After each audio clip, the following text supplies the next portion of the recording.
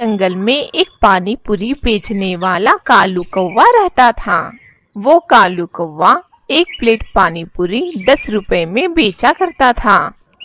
जंगल के सारे पक्षियाँ कालू कौवे के पास ही पानी पूरी खाने आया करते थे। कालू कौवा साफ तरीके से पानी पूरी बनाकर देता था। एक दिन शहर से रानी चिड़िया और बबलू चिड़ा कार में आते हैं। उन्हें रास्ते में भूख लग जाती है। रानी चिड़िया बबलू चिड़ा से कहती है, बबलू जी मुझे बहुत भूख लगी है, आप यहीं कोई चाट सेंटर या फिर होटल ढाबे पर कार रोक दीजिए। हाँ, मुझे भी बहुत भूख लगी है। यहीं नजदीक में एक जंगल है, वही किसी से पूछ लेंगे। बबलू चिड़ा रास्ते पर कुछ पक्षियों से होटल का पता पूछता है। अरे भाई, यहाँ कोई होटल या ढाबा है? होटल और ढाबा? इस जंगल में होटल और ढाबा तो नहीं है। यहीं से कुछ आगे जाओगे तो आपको कुछ पानी पूरी और बिरयानी और चाइनीज पकवान के स्टॉल मिल जाएंगे। आप वहीं से कुछ खा लीजिए। ठीक है भाई, आपका बहुत धन्यवाद। सोनी, यहीं आगे कुछ स्टॉल है, क्या तुम वहीं से कुछ खा लोगी? क्या स्टॉल यानी कि ठेला? ना बाबा ना, मैं ठेले पर कुछ नहीं खाऊंगी। अरे चिड़िया बहन, आप एक बार हमारे जंगल का पानी पूरी खाकर तो देखिए। आप फिर से पानी पूरी खाना हो तो हमारे ही जंगल को आएगी। वो पानी पूरी खा मिलता है भाई? यहाँ से कुछ दूरी पर आपको मिल जाएगा वो पानी पूरी का ठेला। ना बाबा ना, मैं वहाँ नहीं खाऊंगी, मैं वहाँ कुछ भी नहीं खाऊंगी, वो भी ठेले पर। जैसी आपकी मर्जी बहन जी। चिड़ा और चिड़िया वहाँ से आगे ठेले पर जाते हैं। बबलू चिड़ा रानी से कहता है, रानी, खुशबू तो बहुत अच्छी आ रही है, चलो थोड़ा थोड़ा खा लेते हैं। आप जाइए, मैं नहीं आऊंगी, मैं यहीं पर बैठूंगी। ठीक है, मैं पानी पूरी वाले ठेले पर जा रहा हूँ, अगर तुम्हें खाना हो तो मुझे आवाज लगा देना। बबलू चिड़ा पानी पूरी के ठेले पर जाता है। भाई, एक प्लेट पानी पूरी देना। ये लीजिए एक प्लेट पानी पूरी। बबलू चिड़ा पानी पूरी खाने लगता है। बबलू चिड़ा पानी पूरी मजे से खा लेता है और कालू कौवा से कहता है, वाह वाह, ऐसा पानी पूरी का स्वाद मैंने हमारे शहर में कभी भी नहीं खाया। भैया जी, हम साफ तरीके से और घर पर ही पानी पूरी के मसाले बनाते हैं। हा हा, सच में लाजवाब है तुम्हारा मसाले वाला एक प्लेट पानी पूरी। खाने से भी मेरा मन नहीं भरा, और एक प्लेट बना दो भाई। ठीक है भैया जी। ठेले वाला कालू कौवा और एक प्लेट पानी पूरी बनाकर बबलू को दे देता है और बबलू चिड़ा कालू से कहता है, भाई, मैं एक प्लेट पानी पूरी कार में बैठकर खा सकता हूँ? हाँ भैया, आप कार में बैठकर खाइए। बबलू चिड़ा रानी चिड़िया के पास पानी पूरी का प्लेट लेकर जाता है। रानी चिड़िया बबलू चिड़ा से कहती है, ओ जी, खाने का हो गया हो तो कोई होटल ढूंढिए, मुझे भी भूख लगी है, भूख के मारे पेट में गुड़गुड़ आवाज भी आने लगी है। मैंने मेरे लिए एक प्लेट पानी पूरी लाया हूँ, तुम्हें बहुत भूख लगी हो तो तुम इसे खा सकती हो। ना बाबा ना, मैं नहीं खाऊंगी। ठीक है, मैं खा लेता हूँ। बबलू चिड़ा पानी पूरी खाना शुरू कर देता है। बबलू चिड़ा पानी पूरी खाते देख चिड़िया के मुंह में पानी आ जाता है। रानी चिड़िया बबलू चिड़ा से कहती है, बबलू जी मुझे भी भूख लगी है और आप हैं कि मजे से मेरे ही सामने पानी पूरी खा रहे हो। अरे रानी चिड़िया, मैंने तो तुम्हें कहा था ना, ये पानी पूरी खा लो। फिर क्या था, रानी चिड़िया अपने आप को पानी पूरी खाने से रोक नहीं पाती, वो गपागप पानी पूरी खाने लग जाती है। बबलू जी, मुझे और एक प्लेट पानी पूरी खाना है। अभी लेके आता हूँ रानी चिड़िया, पहले ये तो बताओ कि ठेले वाला पानी पूरी आपको कैसा लगा? सच में जी, बहुत स्वादिष्ट है ये पानी पूरी। मैं उस पानी पूरी वाले से बात करना चाहती हूँ जी। चलो चलते हैं। बबलू चिड़ा और रानी चिड़िया कालू के पास जाते हैं और उससे कहते हैं कि भैया आप ये पानी पूरी कैसे बनाते हो, वो भी इतने स्वादिष्ट, और पानी पूरी तो मुंह में डालते ही मजा आ गया। भाभी जी, मैं पानी पूरी के मसाले घर पर ही बनाता हूँ और मैं अच्छे क्वालिटी के मसाले इस्तेमाल करता हूँ और मैं बहुत साफ तरीके से पानी पूरी बनाता हूँ। भैया आप एक दिन में कितने प्लेट पानी पूरी बेचते हो और एक प्लेट का कितना पैसा भी लेते हो, वो भी बताइए। भाभी जी, मैं एक प्लेट पानी पूरी 10 रुपए में बेचता हूँ और एक दिन में मेरे 50 पानी पूरी के प्लेट बिक जाते हैं। आपकी कमाई तो बहुत अच्छी है भैया, मगर आप अगर अपना मसाला और पूरी पैक करके शहर में दुकानों पर बेचेंगे तो आपको मुनाफा ज्यादा होगा। आप सोचकर हमें बताइए। ये लीजिए हमारा फोन नंबर और आपके 100 रुपए जो हमने पानी पूरी खाए थे। 100 रुपए भाभी जी, मेरा तो सिर्फ 40 रुपया ही हुआ है। वही तो कह रही हूँ भैया, हमारे शहर में एक प्लेट पानी पूरी के 25 रुपया है। उस हिसाब से मैंने आपको 100 रुपए दिए हैं। अब हम चलते हैं। हमने जो कहा है उसके बारे में सोचिए भैया। इस बारे में तो मुझे सुंदरी से बात करनी होगी। रात हो जाती है और कालू ठेला बंद करके अपने घर जाता है और सुंदरी से कहता है, सुंदरी, आज हमारे ठेले पर एक भाभी जी आई हुई थी। वो मुझे कह रही थी कि आप पानी पूरी के पैकेट बनाकर शहर में बेच दीजिए। ये रहा उनका फोन नंबर जो भाभी जी ने मुझे दिया है। मैं घर पर ही कुछ पानी पूरी के पैकेट पैक करूंगी जी, और आप उन्हें बाजार ले जाकर बेच आइए।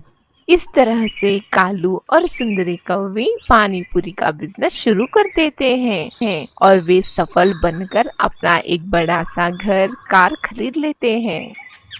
हमारे बड़े कहते हैं मेहनत करने वालों की कभी हार नहीं होती। एक जंगल में रानी चिड़िया अपने परिवार के साथ और अन्य पक्षियों के साथ रहती थी। जंगल में बारिशों का मौसम आने ही वाला था। बबलू जी, लगता है आज शाम बारिश होने वाली है। मौसम अचानक से बदलने लगा है। हाँ रानी, मौसम बदलने लगा है। अगर बारिश शुरू हो गई तो हम मुसीबत में पड़ जाएंगे। हाँ बबलू जी, मुसीबत तो हम पर जरूर आएगी। इससे पहले मुसीबत आए हम एक घर बना लेते हैं। आप काम पर जाइए। चिड़ा और चिड़िया दोनों अपना एक छोटा सा घर बनाने की योजना बनाते हैं। बाकी के सारे पक्षियाँ भी यही सोचकर वो बारिश के मौसम में कहीं फंस ना जाए, कुछ पक्षियाँ भी अपना घर बनाने के लिए लकड़ियाँ ढूंढने लग जाते हैं।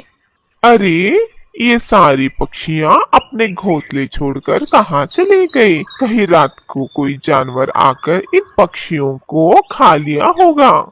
क्या हुआ सुंदरी? आज देखो जंगल कितना खाली खाली लग रहा है। लगता है सारी पक्षियाँ यहाँ से गायब हो गई हैं।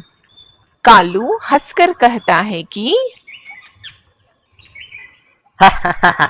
भला वो क्यों भागेंगे बुद्धू कहीं की, वो सब लकड़ियाँ लाने गए हैं। लकड़ियाँ?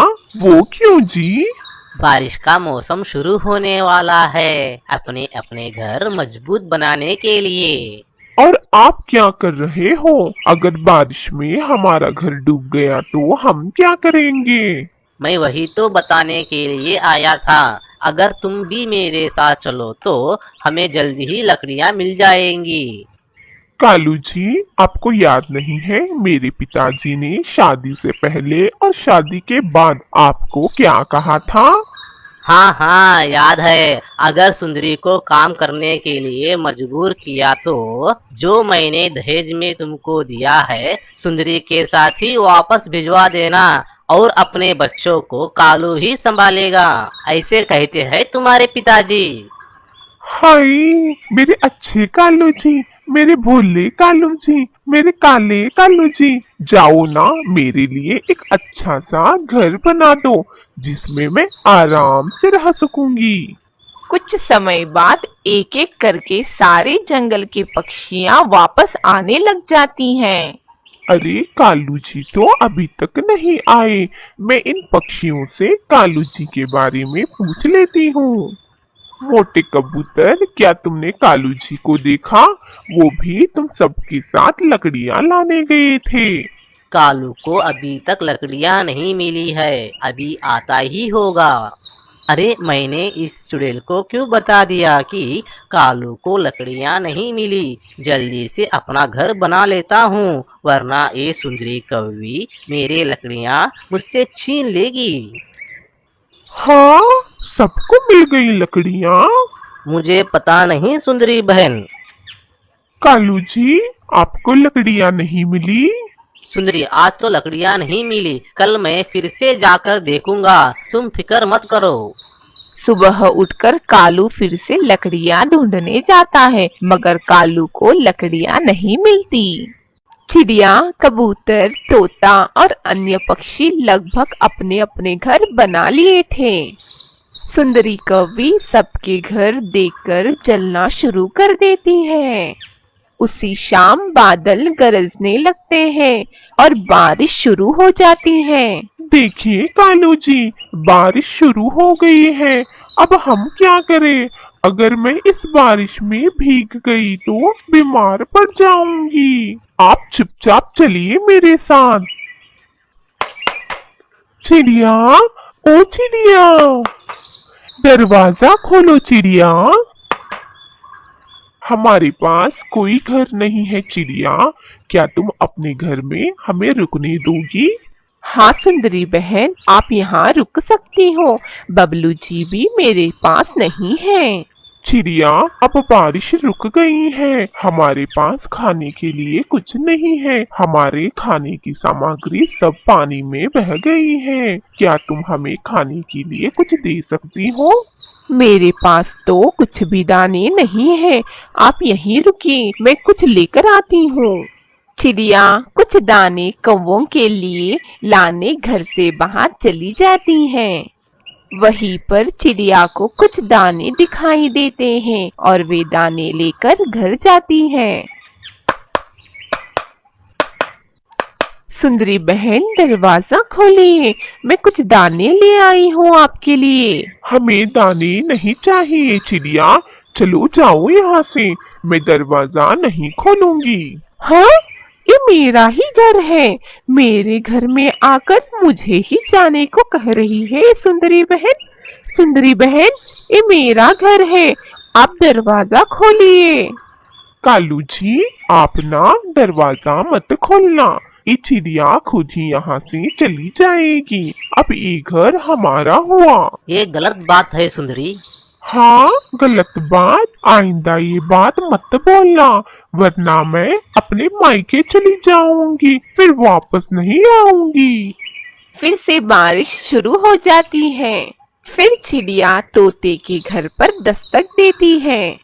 तोता कहता है, नहीं चिड़िया, मैं तुम्हें यहाँ पर रुकने के लिए नहीं दे सकता। मेरा घर बहुत पुराना है, अगर ये घर टूट गया तो मेरा परिवार कहाँ जाएगा? हमें माफ कर दो चिड़िया। फिर चिड़िया कबूतर के घर दस्तक देती है, मगर कबूतर चिड़िया की आवाज सुनकर भी अनसुना कर देता है। फिर से चिड़िया अपने घर वापस जाती है और कालू कौवे से कहती है, कालू भैया, मैं बारिश में भीग रही हूँ, आप दरवाजा खोलिए। अगर आप दरवाजा नहीं खोलेंगे तो मैं बीमार हो जाऊंगी। सुंदरी, चिड़िया बारिश में भीग रही है। चिड़िया बारिश में भीग रही तो चिड़िया बारिश में भीग रही है तो मैं क्या करूँ? भीगने दो उसे। कालू सुंदरी के बर्ताव से बहुत शर्मिंदगी महसूस करता है। चिड़िया रात भर बारिश में भीगने लग जाती है। अगले दिन सुबह चिड़िया बीमार हो जाती है। चिड़िया डॉक्टर के पास जाती है और दवाई लेकर ठीक हो जाती है। फिर चिड़िया अपने लिए एक घर बनाने की योजना बनाती है। चिड़िया बहुत मेहनत करके बैम्बू इकट्ठा करती है। बैम्बू इकट्ठा कर कर एक बड़ा सा घर बना देती है जिसमें दरवाजा नहीं रहता। फिर से बादल गरजने लगते हैं, बारिश होने की संभावना होती है। जोरों से हवा आने लगती है, बादल गरजने लगते हैं, आसमान पर बिजली कड़कने लगती है। हवा की वजह से कालू और सुंदरी का घर नीचे गिर जाता है और अन्य पक्षियों का भी घर नीचे गिर जाता है।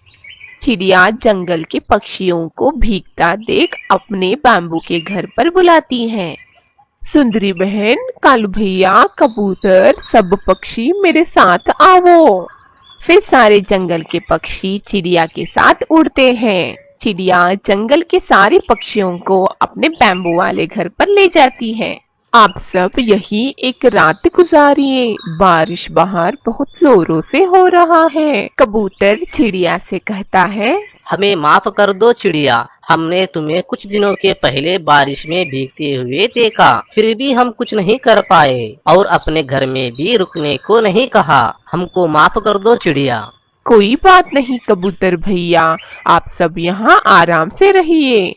चिड़िया, मैंने तुम्हारे घर से ही तुमको बाहर कर दिया, मुझे माफ कर दो, मैं ऐसी गलती फिर नहीं करूँगी।